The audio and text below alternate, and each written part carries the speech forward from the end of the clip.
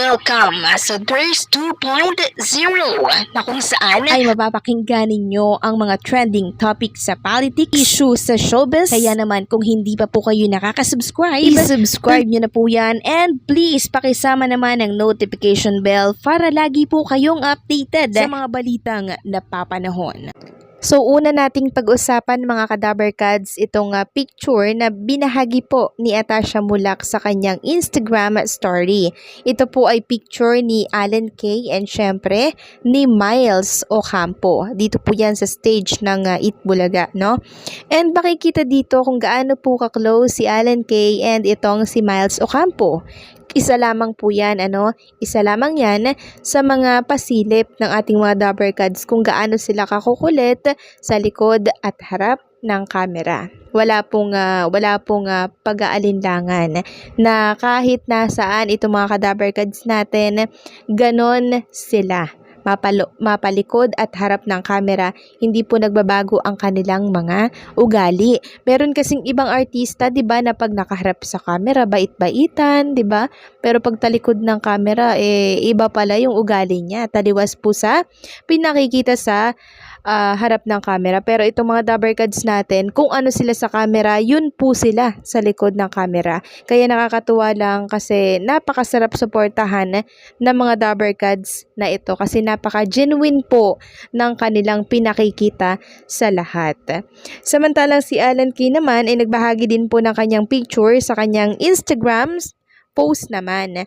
So makikita dito yung monitor sa stage ng Itbulaga, no?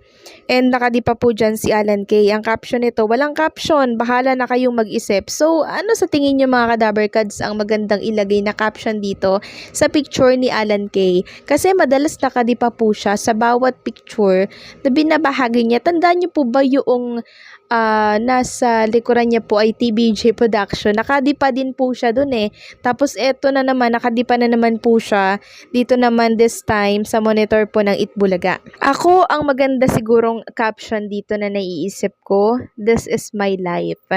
This is me. This is my work. 'Di ba? Kasi yung pagdipa pa lang niya, parang pinakikita niya sa mga tao na eto ako, eto ang buhay ko, eto ang Itbulaga. So, eto ang true, di ba? Samantala, pag-usapan naman natin ang tungkol dito sa pinost ni Paolo Ballesteros sa kanyang Instagram account. So, bago lamang po ito, kakapost niya lamang. Ito po ay nung time na sinusukat niya po itong gown na ginamit niya po sa drag race. Kasi ganun daw po talaga yan Parang bago siya ma-finalize, kailangan sukatin pa ng sukatin para malaman mo kung meron bang luwag para masikipan po nila kung alin man dito yung luwag or masikip na parte. So, ilang beses mo yung isusukat. Sukat ka ng sukat hanggang dumating na yung date na kukunin mo na, no? Hanggang sa ma-finalize nila talaga yung suit, best suit para sa katawan mo. And bagay na bagay siya kay Paolo Ballesteros. Napakaganda po ng detail ng gown na to na derive or kinuha po sa salakot. Ang galing ng gumawa po nito.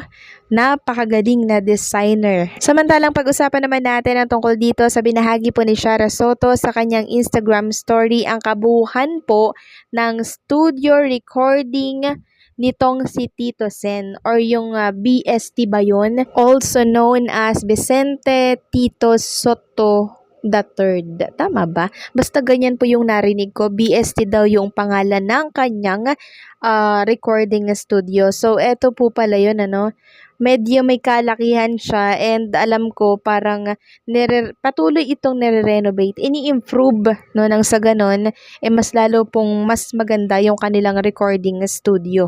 Samantalang pag-usapan naman natin ang tungkol dito sa episode po ng Bawal Judgmental Ka Ba? Bawal Judgmental Ka Ba, na kung saan ang mga contestant po doon ay merong mga edad na, pero ang nakakatuwa dito, kahit na may mga edad na po sila, ay nakatapos po sila ng pag-aaral.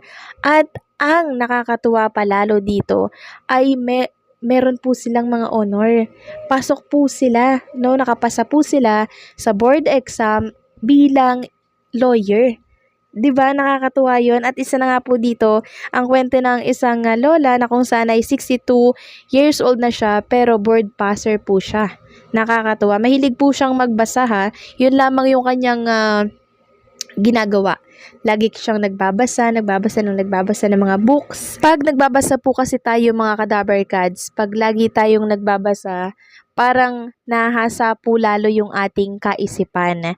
And alam niyo po ba mga Kadaver Cats, itong naging episode kanina po sa Bawal, Judgmental Ka Ba ay napakalaking tulong sa ating mga kabataan na maging inspirasyon itong naging episode po ng Itbulaga kanina.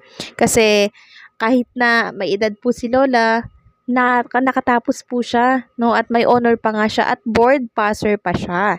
So ito ay isang magandang ehemplo para po sa mga kabataan na hindi hadlang yung edad. 'Di ba? Kahit anong edad ka pa, ang edukasyon na walang expiration 'yan.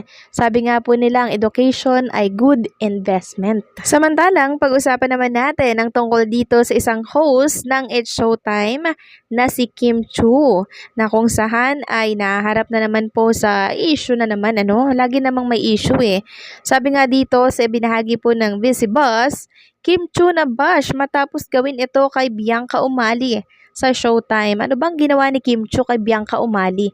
Hindi kasi ako nakakapanood ng It's Showtime eh.